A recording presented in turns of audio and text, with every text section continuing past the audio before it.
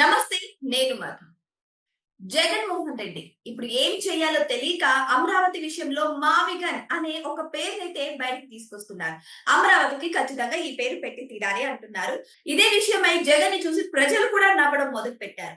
ఇంతకీ జగన్ స్వతహాగా మావిగన్ అనే పేరు తెర మీదకి తీసుకొచ్చారా, లేకపోతే ఆయన వెనుకుండి ఎవరైనా నడిపిస్తున్నారా?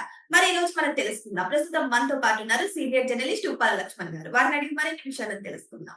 నమస్కారం సార్. నమస్తే. సార్, మావిగన్ అనే పేరు జగన్ గారు స్వతహాగా చెప్పలేదని, ఆయన వెనక చెవిరెడ్డి గారి ప్లాన్ ఉందనైతే చెబుతున్నారు. మరి చెవిరెడ్డి గారు చెప్పినట్టే ఈయన పలికారా, లేకపోతే ఈయన స్వతహాగానే మావిగన్ అనే పేరు తెర మీదకి తెచ్చారా? ఎవరో ఒకరు ఒక ఐడియా ఇవ్వచ్చు. ఇప్పుడు ఏం లేదు, ఏదైనా సరదాగా చెప్పడానికో ఎగతాళి చేయడానికి. ఇప్పుడు అమరావతిని రాజధానిగా యాక్సెప్ట్ చేస్తుంది కేంద్రము, అర్థమైపోయింది ఆయనకు. పార్లమెంట్ లో మెజారిటీ ఉంది కాబట్టి బిల్లు పాస్ అయిపోతుంది. దాని తర్వాత తను మార్పు చేయలేరు కాబట్టి ఏంది, ఎగతాళి చేయాలి. అంటే ఏం చేయాలి? ఎగతాళి చేయాలంటే గుంటూరు నుంచి విజయవాడ మచిలీపట్నం వరకు రాజధాని విస్తరించాలి, క్యారిడర్ ఉండాలి అని చెప్పి దానికి పేరు పెట్టాలి. అంటే 3 జిల్లాలు కలుస్తాయి కాబట్టి, అంటే ఇప్పుడు కృష్ణా జిల్లా కూడా, ఎన్టీఆర్ జిల్లా, కృష్ణా జిల్లా రెండైనాయి అక్కడ. తర్వాత ఇక్కడ గుంటూరు, ఇవి కలవాలి కాబట్టి దానికి తను అలా సర్కాస్టిక్ గా తను ఇలా అంటే గనక దాని మీద పెద్ద చర్చ అవుతుంది అని చెప్పి అతను మంచి ఉద్దేశంతో ఏమనలేదు. మంచి ఉద్దేశముతో అనేవాడు ఉంటే నువ్వు మచిలీపట్నం వరకు పొడిగించు అన్నది మంచి మాటే తప్ప, నువ్వు రాజధాని పేరు అలా చెప్పడం ఏంది? అలా చెప్పడం అంటే బుద్ధి తక్కువ మంచి పనులే కదా అవన్నీ. అది పిల్ల చేస్తారు ఏమన్నా, ఇవాళ చిన్న విషయం అది. రాజధాని విషయంలో మీరు మీ 5 సంవత్సరాలు రాజధాని విషయాన్ని కన్ఫ్యూజన్ లో పెట్టి, పబ్లిక్ ను పూర్తి కన్ఫ్యూజన్ లో పెట్టి, నువ్వు 11 సీట్లకు పరిమితం అయిపోయి, ఇప్పుడైనా తెలివి తెచ్చుకొని ఒక నిర్దిష్ట ప్రణాళికను ప్రకారం నువ్వు పోకుండా, నువ్వు ఒక మంచి మాట చెబుతూనే దాని వెనక నువ్వు మళ్ళీ ఎచ్చి పొడుస్తూ మావిగన్ అనే మాట వాడతావా? అంటే అది పిల్ల చేస్తాలా ఏమన్నా? మావిగన్ అనేది పిల్ల చేస్తాల మాటలే అవి. ఇప్పుడు పిల్లలు ఆడుకుంటుంటారు, ఏదైనా 4 పేర్లు కలిపి ఎస్, యాడు అవన్నీ చేసి ఏదో జోక్ గా మాట్లాడుకుంటుంటారు. ఈ కలిస్తే ఇలా ఉంటది అలా. అంటే నువ్వు అట్లా జోక్ చేస్తావా? జోక్ చేయొచ్చా? బాధ్యత ఉందే. ఒక మాజీ ముఖ్యమంత్రివి, శాసనసభ్యుడివి, పార్లమెంట్ మెంబర్ కూడా చేశావు. నువ్వు ఇట్లా జోక్ చేస్తావా? సీరియస్ మ్యాటర్ జోక్ చేస్తావా? సీరియస్ మ్యాటర్ కాదా ఇది. ప్రజలందరూ ఎదురు చూస్తున్నారు, ఏం జరుగుతుంది, పార్లమెంట్ పాస్ అవుతుందా, రాజధాని ఎప్పుడు నిర్ధారణ అవుతుంది ఆ పేరు అన్నది ఎదురు చూస్తూ ఉంటే 12 సంవత్సరాల నుంచి నువ్వు జోక్ గా మాట్లాడతావా? జోకులు చేస్తావా? ఏమై బాధ్యత ఉందా నీకు రాష్ట్రం మీద? ఇట్లాంటి వాడికి మళ్ళీ నీకు ఎందుకు ఓట్లేస్తారు? ఎందుకు వేయాలి? అసలు జోకులు చేసుకుంటూ కూర్చుంటే ఓట్లేస్తారా నీకు? సలహా ఇవ్వు, ఎవరో తండ్రి. ఒక బాధ్యత గల మాజీ ముఖ్యమంత్రిగా, ప్రస్తుత శాసనసభ్యుడిగా నువ్వు సలహా ఇవ్వచ్చు ప్రభుత్వానికి, తప్పులేదు. సలహా కాకుండా జోకులు చేసుకుంటుంటే ఏంటిది? గిన్నులు అని ఏంటి జోకులు చేసుకుంటాం మళ్ళీ. అంటే గన్ అనే పేరు వస్తుంది కాబట్టి మళ్ళీ చీనే పెట్టుకోండి.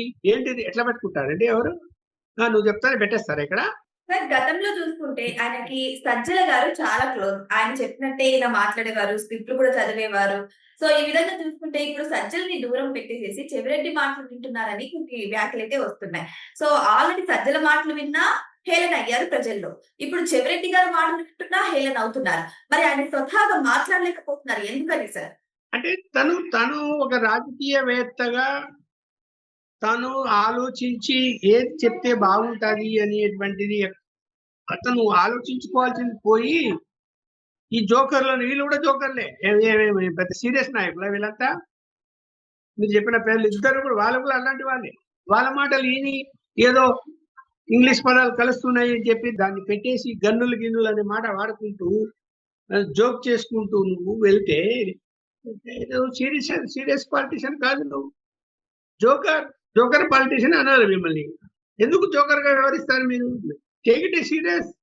ఓకే, అమరావతి అవుతున్నది, సంతోషపడు. నువ్వు చేయలేదు, ఇవాళ అవుతున్నది. ఇక్కడ పనులు నడుస్తున్నాయి, కేంద్ర ప్రభుత్వం నిధులు ఇస్తున్నది, కేంద్ర ప్రభుత్వ సంస్థలను వచ్చేస్తున్నాయి, ఐటీ ఇండస్ట్రీస్ వచ్చేస్తున్నాయి. నువ్వు ఇంకా సంతోషపడే ఇంకా రాజధాని విస్తరించమని అడుగు, తప్పులేదు. నేనైతే దాన్ని అంగీకరిస్తున్నా. నువ్వు గుంటూరు నుంచి విజయవాడ మచిలీపట్నం వరకు 110 కిలోమీటర్లు విస్తరించమని చెప్పు. చెప్తే ఇదిగో ఇలా అభివృద్ధి అవుతుంది, ఇలా అభివృద్ధి అయితే ఇంత రెవెన్యూ పెరుగుతుంది అని లెక్కలు చెప్పు, తప్పేం లేదు. అభివృద్ధికి పాటుపడడానికి లెక్కలు చెప్పు, ఏం తప్పులేదు. ఇదిగో ఇలా చేస్తే ఇంత రెవెన్యూ వస్తుంది, ఇంత ఖర్చు అవుతుంది అని నువ్వు చెప్తే జనం హర్షిస్తారు. అరే మంచి సలహా చెప్తాడు ఈయన అని. సలహా చెప్పినట్టు చెప్పి నువ్వు గన్నులు గిన్నెలని మాట్లాడితే, జోక్ చేస్తే ఎవరు నిన్ను సీరియస్ గా తీసుకుంటారు? ఎవరు నీకు మళ్ళీ కోట్లు ఇస్తారు? సరే, ఇక్కడ చూస్తే జగన్మోహన్ రెడ్డికి తన క్యాడర్ కూడా దూరం అయింది అని చెబుతున్నారు. సజ్జల మాటలు కూడా ఇప్పుడు వినట్లేదు, ఆయనకు కూడా దూరం పెట్టేసేసారు అంటున్నారు.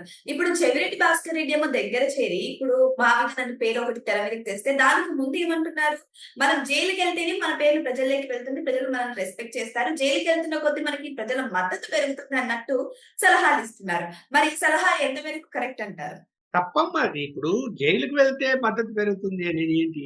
జైలుకు ఏదైనా నువ్వేమన్నా యుద్ధాలు చేసి జైలుకు పోయి, ఏదైనా నువ్వు ఒక మంచి కార్యం చేసి జైలుకు పోతే నీ మీద సింపతి ఏర్పడుతుంది, నీ కోర్టు వేస్తారు. ఒక మంచి పని కోసం పోయారు, ఒక ప్రాజెక్టు సాధించడానికి జైలుకు పోయారు, ఇట్లా ప్రజలు ఆలోచిస్తారు. చెడు పనులు చేసి జైలుకు పోయిందా అని ఏం ఆలోచిస్తారమ్మా? ఏం ఆలోచిస్తారు? ఇప్పుడు సజ్జలు చెప్పింది మాటే వేదంగా భావించాడు ఒక జగన్మోహన్ రెడ్డి చాలా కాలం. నేను కూడా గమనించాను. ఆయన చెప్పిందే వేదం అనుకున్నాడు. ఇప్పుడు మళ్ళీ చెవిరెడ్డి భాస్కర్ రెడ్డి చెప్పిందే వేదం అనుకున్నాడు అనుకోండి. సజ్జలు చెప్పిందే వేదం అనుకోని బోల్తా పడ్డావు కదా. ఇప్పుడు చెవిరెడ్డి భాస్కర్ రెడ్డి చెప్పి నువ్వు మావిగన్ అనే మాట వాడింటే మళ్ళీ బోల్తా పడినట్టే కదా. అంటే నీకంటూ ఇండివిజువాలిటీ లేదా? నీకంటూ ఒక ఆలోచన లేదా? నీకంటూ ఒక ప్లానింగ్ లేదా? అరే నేను రాజకీయాల్లో ఉన్నాను, పార్టీ అధ్యక్షుడిని, మాజీ ముఖ్యమంత్రిని, మళ్ళీ గెలవాలనుకుంటున్నాను, మళ్ళీ 175 కావాలనుకుంటున్నాను అనేవాడివి ఇలాంటి ఆలోచనలు, ఇలాంటి మాటలు మాట్లాడతారు. ఆయన బుద్ధితో ఒక మాటలను ఎలా మాట్లాడతారండి? సార్, మొన్నటి వరకు సజ్జలని జగన్మోహన్ రెడ్డి తర్వాత సజ్జలే అన్ని చేస్తూ ఉన్నారు పక్క నుండి. సో సజ్జలు ఎంత చెప్తే అంత అన్నట్టు జగన్మోహన్ రెడ్డి గారు ఆడారు.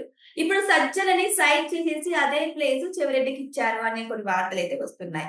మరి ఈ వార్తలు నిజం ఉందంటారా? సజ్జలని సైడ్ చేసినట్టేనా? ఆ ప్లేస్ ని చెవిరెడ్డికి ఇచ్చినట్టేనా? ఏదైనా ఉండొచ్చమ్మా. ఇప్పుడు అంతకుముందు ఎలా జరిగింది? నంబర్ 2 విజయసాయి రెడ్డి అన్నారు. ఏమైపోయాడు విజయసాయి రెడ్డి? అందుకని ఆయన దగ్గర ఎవరుంటారు, ఎవరు పోతారు, ఎవరి మీద కోపడతాడు, ఎవరిని దూరంగా పెడతాడు అనేది ఆయన మనస్తత్వం బట్టి, ఆయన రోజువారీ పనితీరుని బట్టి మనం చెప్పగలుగుతాం తప్ప, ఇవాళ చెవిరెడ్డి భాస్కర్ రెడ్డి దగ్గర తీశారంటే ఎంతవరకు తీస్తాడు, ఇప్పుడు తీస్తాడు, రేపు తీస్తాడు, ఎల్లుండి తీస్తాడు తెలియదు. అతని మనస్తత్వం ఎలా ఉంటుంది, ఏ రోజు ఎలా ఉంటుంది ఎవరికి తెలియదు.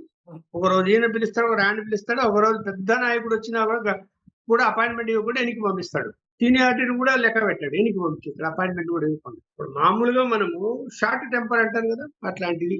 ఎవరు సజ్జల గారి మెంటాలిటీ లేకపోతే జగన్ గారి మెంటాలిటీ సార్?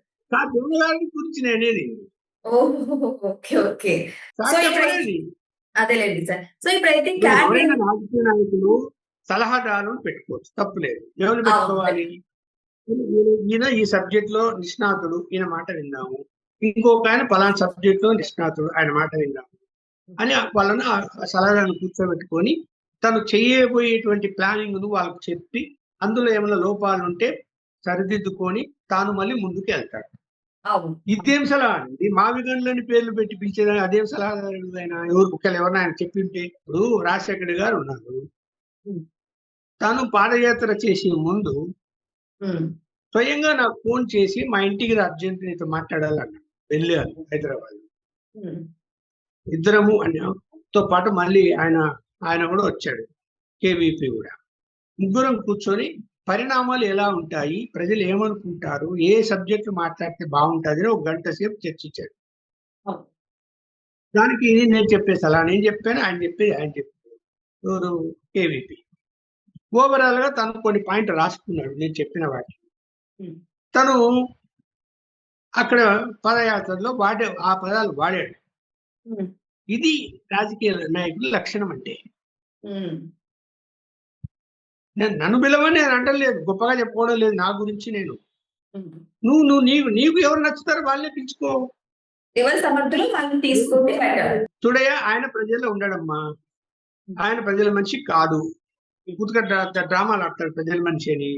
ప్రజలలో ఉండే వ్యక్తి కాదు. సామాన్యులకు ఎవరికి అపాయింట్మెంట్లు ఇవ్వడు. ఎవరి అభిప్రాయాలు తీసుకోడు. ముఖ్యమంత్రిగా ఉన్నప్పుడు ఇంటెలిజెన్స్ వాళ్ళు పోయి రిపోర్ట్లు ఇస్తేనే అతను అక్కడ పేషెంట్లు వచ్చేసి వెళ్ళిపోండి అన్నాడు. వాళ్ళతో డిస్కస్ చేయలేదు, ఎప్పుడు కూడా చెయ్యడు కూడా. అంటే తన ఇష్టం అంతే. తనకెవరో నమ్మిన వాళ్ళు ఉంటారు, ఒకరో ఇద్దరు. ఇందాక మీరు పేర్లు చెప్పినట్టు ఇప్పుడు విజయసాయి నమ్మాడు, ఏమైపోయింది నమ్మకం? ఇప్పుడు అనుమానపట్టు నువ్వు దూరం పెట్టావు, అనుమానించావు అతన్ని. ఇప్పుడు సత్య రామకృష్ణారెడ్డిని అనుమానించి పక్కన పెట్టావు అనుకున్నాం. చెవిరెడ్డి భాస్కర్ రెడ్డి, ఇంకా ఎవరమ్మా నీ వెనకమ్ముడు ఉండేది? ఎవరు చెప్పుకోగలుగుతారు? అందరినీ అనుమానిస్తూ పక్కన పెడుతూ ఉంటే అసలు దగ్గరికి తీసినప్పుడే నువ్వు ఆలోచించుకోవాలి కదా, ఎవరి దగ్గర తీయాలి, ఎవరి మాట వినాలి. ఎంత స్వేచ్ఛ ఇచ్చాడు సజ్జల రామకృష్ణారెడ్డికి అయితే. ఆయన అపాయింట్మెంట్ కావాలి అంటే సజ్జల రామకృష్ణారెడ్డి ముందు క్లియర్ చేయాలి ముఖ్యమంత్రిగా ఉన్నప్పుడు. అది కరెక్టా? సజ్జల రామకృష్ణారెడ్డి ఎట్లా ఆయన క్లియర్ చేయాలన్నా ఈ అపాయింట్మెంట్ ను? మరి మరి నువ్వు అన్ని రాంగ్ స్టెప్పులు వేసావు, బావిలో కప్పలాగా పరిపాలన చేశావు. ఇప్పుడు ప్రతిపక్ష నాయకుడిగా బయటకు వచ్చావు. ఇప్పుడన్నా జనాభిప్రాయం తెలుసుకో, ఇప్పుడన్నా ప్రజలు ఏమనుకుంటున్నారో తెలుసుకో. జోకులు మానేసి మంచిగా ఉండు, సీరియస్ గా పాలిటిషియన్ గా అనిపించుకో. సో ఏదేమైనా సరే మావిగన్ పేరుని మాత్రం తెర మీదకు తెచ్చి ప్రజల మధ్య నవ్వుల పాలవుతున్నారంటూ చాలా మంది చెప్తున్నారు జగన్మోహన్ రెడ్డి గురించి.